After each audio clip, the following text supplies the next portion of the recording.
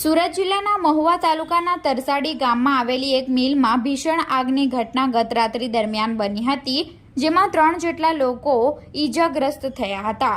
સુરત જિલ્લાના મહુવા તાલુકાના તરસાડી ગામે આવેલી રેફ્રિજરેટર બનાવતી કંપનીમાં રાત્રે 9 વાગ્યાની આસપાસ ભીષણ આગ લાગવાની ઘટના બની હતી।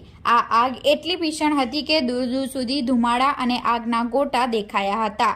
આ વિકરાળ આગને કાબૂ કરવા બારડોલી, પલસાણા, માંડવીના ફાયર બ્રિગેડની ટીમોની મદદ લેવાઈ હતી। 9 વાગ્યાની આસપાસ લાગેલી આ આગને ભારે જહેમત બાદ મોડી રાત્રે ફાયર ફાઇટરોએ મોડી રાત્રે કાબૂ કરી હતી। જોકે 3 જેટલા વ્યક્તિ આ આગની ઘટનામાં દાઝ્યા હોવાની માહિતી મળી છે। આગ લાગવાનું કારણ હજી અકબંધ છે।